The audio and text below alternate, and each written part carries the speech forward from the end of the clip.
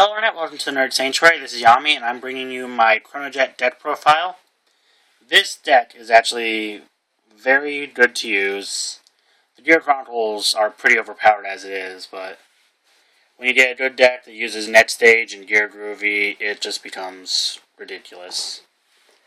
Now, this deck, unlike most of my others, can actually get pretty expensive, and that's just because of the stride units, but everything else is pretty cheap. I mean, nothing too great. Let's get started with this, with our starter, Chronojet. When this unit's put into the bind zone from the rear guard, put it into your soul to search for a Chronojet card, call it to rear guard, and at the end of your turn, that Chronojet card goes to your hand. It's a good way to call out Chronojet Dragon for that extra attack, but also so you can use Chronojet as the cost for stride next turn. It's very good. After that, we have just 8 critical triggers, nothing special. If you can get a hold of some Heart Thump Worker, I would definitely recommend doing that, but that card is crazy expensive last I checked. After that, we have 4 draw triggers, the Lucky Pot Draco Kid. This card is pretty easy to get because every Gear Chronicle trial deck seems to have 4 of them. In fact, these 2 over here came with the most recent one, the True Zodiac Time Beast. So that's pretty good. It's the card that goes in the soul for plus 3,000. Then ending off the grade 0s, I have 4 heal triggers, nothing special, every deck has to have them. Moving on to the grade 1s, I have 3 of the Steam Breath Dragon. When it's placed on rear guard, reveal a grade 3 from your hand, search for a Chronojet, add it to the hand, then discard a card from your hand. And also when this unit is discarded as the cost for stride, it counts as a grade 3, so pretty basic, incredibly good. I think pretty much every stride deck should have a couple of the stride fodder. After that, we have 3 of the Causality Dragon. It is the Chronojet Grade 1. With the skill that when it's placed on rear guard, if your vanguard is a Chronojet, choose a unit, and until the end of the turn it gets plus 2,000 in the Time Leap ability, that when its attack hits a vanguard, choose one of your other rear guards and Time Leap it. Pretty much call these out when you have a Grade 4 that you almost guarantee is going to hit, and then you get to Time Leap some stuff. Pretty good. After that, we have 4 of the Steamkeeper Laba Shim, which is a G-Perfect card, actually, so it only protects the Vanguard. But it has an interesting ability. Its Generation Break 1 is when this unit is placed on rear guard from your deck due to a Time Leap, discard a card from your hand to return this unit to your hand. It's a very good way of, like, if you use Metallica Phoenix to call this card out by getting rid of Chronojet, you can add it to your hand, taking a defensive stance instead of an offensive stance. Instead of calling out that grade 1 to support an attack, you call out that grade 1 perfect guard to return to your hand, so you can guard on your opponent's turn. It's very good. After that, we have 2 Tick Away Dragon. This card is very good. It is when another unit is placed on rear guard due to the effect of Time Leap. You get to choose a card from your drop zone and put it on the bottom of your deck. It's a good way of recycling cards, making it a lot harder to deck out. So, I don't know, I've been thinking about putting more in, but I don't want to screw up what I have. Ending off the grade 1s, we have 2 Steam Star Agigi. When it's placed on rear guard, Soul Blast 2 to draw a card. It's very good. I got a lot of different grade 1 options for if you Time Leap. So, I'm never going to be caught without a move. Starting the grade 2s, I have 4 Glimmer Breath Dragon. When it's placed on rear guard, Counterblast 1, Soul Blast 1, if you have a grade 3 or greater Chronojet Vanguard, and then you choose an opponent's grade 2 or less, put it on the bottom of their deck, and this unit gets plus 2,000. It's kind of a one-trick pony, and where its effect only works when it's placed as a Generation Break 1, as long as your Vanguard's a Chronojet, but It's a very good card. It's got a pretty low cost considering, not to mention it does go up to an 11k attacker that one turn. So I run it at 4.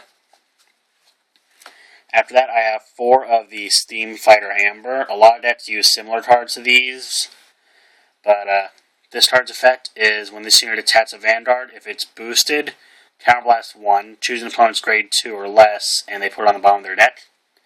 And that is a Generation Break 1. It is an incredibly cheap ability that doesn't even require you to hit. It's just when it attacks, if it's boosted. It's very good. Pretty much every clan has a Steam Fighter Amber clone, in air quotes. But, and most decks use a good amount of them because it's just way overpowered. Ending off the grade 2s, we have 3 of the Delayed Blazer Dragon, with the ability that when your other unit is placed on rear guard due to a time leap, if your Vanguard's a Chronojet, this unit gets 2,000.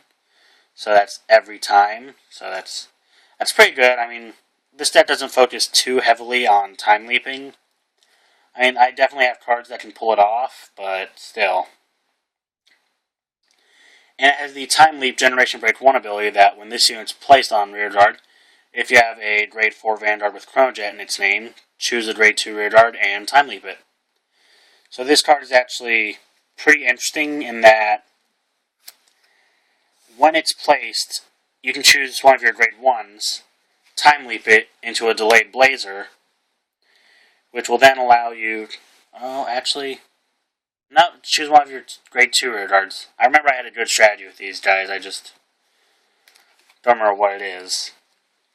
But either way, if you time leap, plus 2,000 to this, so that's pretty good. Starting off the grade 3s, I have 4 Chronojet Dragon. These are 2 different arts, but they are the same exact card. But it has the skill, Generation Break 2, when this unit attacks a Vanguard until the end of the battle, it gets plus 5,000, and your opponent can't use grade 1s or graders. So this card will stop any perfect guards with its Generation Break 2. And it has the skill that when it strides, Counterblast 1 to choose an opponent's rear guard, and they put it on the bottom of their deck. It's very good, very useful. I'm not sure if I like this or Chronojet G better, but each one definitely has its own great function.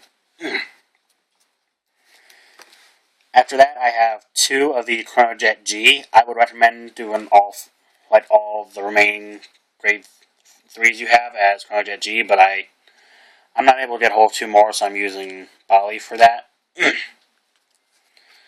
But this card has the continuous ability that during your turn, for every 2 face-up cards in your G zone, this unit gets 5,000, and all Zodiac Time Beast rear guards get 1,000, which the only Zodiac Time Beasts in my deck are Chronojet G and Chronodran.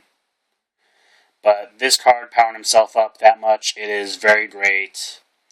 And if you try this in a relay fight, you can actually get him to some pretty high power levels, since face-up Gs stay from your other teammates, but this works great on its own, without being in a relay fight.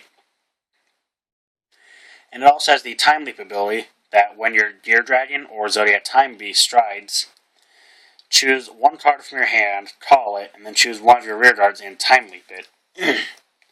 It's a very good way of turning a 0 from your hand into a 1 on the field, or any other variation of that. Ending the grade 3s, I have 2 Steam Fighter Bali, and like I said, if I could, I would replace these with Chronojet G, but I haven't been able to get a hold of any others. But this card has the Generation Break 1 ability on the rear guard, that when its attack hits, Counterblast 1, choose an opponent's rear guard in the front row, and they put it on the bottom of their deck.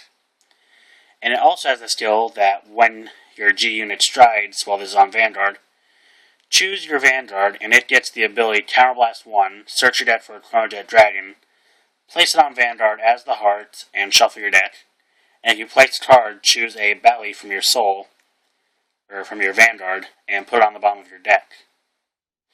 So this card is pretty much it's a second ability, lets you switch this out as your Heart Vanguard for Chronojet Dragon. That way you can still get off every skill, and it's pretty much a good way of getting Chronojet back on to where it needs to be. Moving on to the grade 4s, I have 2 Chrono Dragon Gear Groovy. It has the Generation Break 2 ability. Choose a face down of the same name and turn it face up. If you have a Chronojet Heart card, choose an auto ability from each. Choose one auto ability each from 2 face-up Gear Dragons in the G zone, and this unit gets those abilities until the end of the turn. And it also has the Generation Break 3 ability to Soul Blast 1, choose a face down from your G zone, turn it face up, and this unit gets plus 5,000. This unit's Generation Break 3 ability is a very good way of getting a new card on flip to use its Generation Break 2 ability on, but I will go into more detail at the end of this. After that, you should have 2 Chrono Dragon Net Stage. This card is probably the most expensive one of the entire deck because it goes for $30 right now.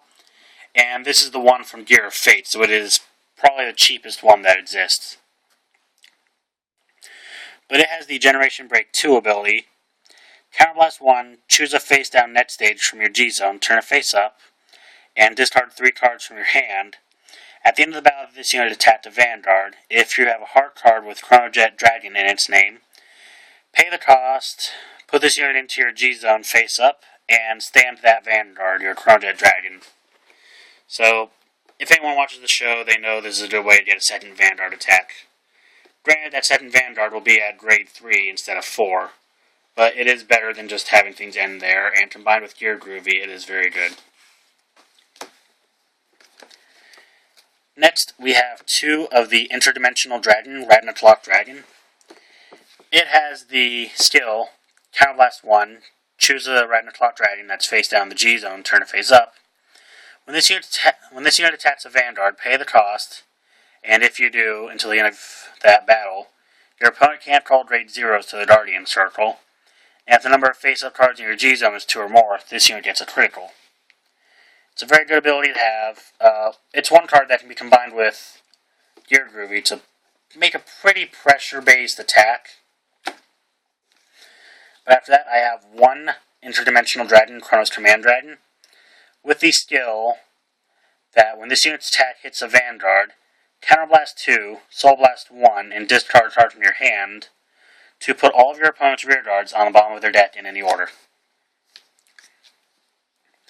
And then I have 2 Interdimensional Dragon, Chronos Command Revolution. With the Generation Break 2 ability, Counterblast, choose another card with the same name in your G zone, turn it face up. When this unit is placed on Vanguard, pay the cost. Your opponent puts all of their rear guards on the bottom of their deck in any order.